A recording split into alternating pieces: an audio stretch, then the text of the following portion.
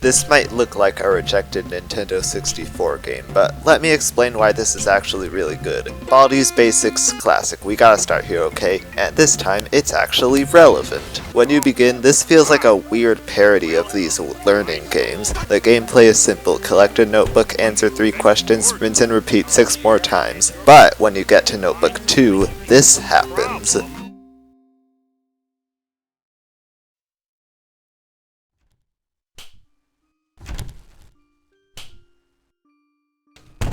Now you have to collect the other 5 notebooks while Baldi is chasing after you. Then you just find 4 exits and boom, you're done.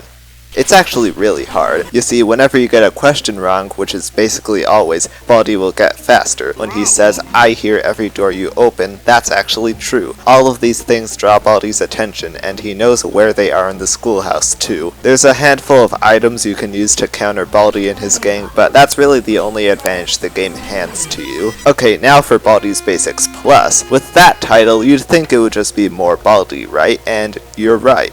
Okay, there's more. In this game, you have to clear 3 floors. On floor 1, you only have to get 4 notebooks, then on floor 2, you have to get 7 notebooks from these math machines. If you get an answer correct, Baldi will stop moving for a bit and then continue chasing you. Then on floor 3, you have to collect 9 notebooks and then you beat the game. So Classic is already pretty good at keeping you on your toes, but this game has a few extra tricks up its foreskin. So of course there's extra characters to encounter and more items to find, but the game also has this timer, and if it runs out, the lights will start going out, which can prevent characters from seeing you, but the principal will also send you to detention as soon as he sees you. There are also random events that can occur, like fog that limits everyone's vision, floods with whirlpools that teleport you to random spots. Sometimes Baldi's ruler will break, and it gives you some time to relax since he can't catch you for a bit. Also, every floor is randomly generated, which helps to eliminate the repetitive nature of the old game. Going through a unique layout every time might sound stressful, but whenever you complete a floor, you get these things called U thought points that can be spent on stocking up on items as well as a pre-filled map.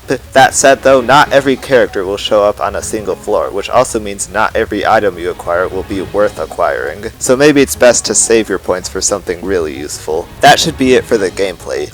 Did I mention this is a horror game? Well, I didn't, because it's not really scary. Honestly, this game's attempts at scaring you are a lot better than the actual scare factor itself, mainly because everything looks like Mickey Mouse Clubhouse. Thankfully though, the game's attempts at horror are usually somewhat subtle, so it's not really as bad for me when something does end up being underwhelming. I guess my first time hearing this coughing sound got me, but I don't think it has any greater purpose, so now I just feel silly knowing that it shivered me timbers. I guess it's just a slightly worse part of the minimalistic sound design, which does play a greater purpose in the gameplay. Paying attention to sound cues is incredibly important. What else is there? The story sucks, but this was never meant to get as big as it did, and again, it looks like Mickey Mouse, which is why it's bad. The creator himself even tells you in Classic Remastered that there is no lore, so this game is also kind of a satire. I think that's it. Should you play Baldi?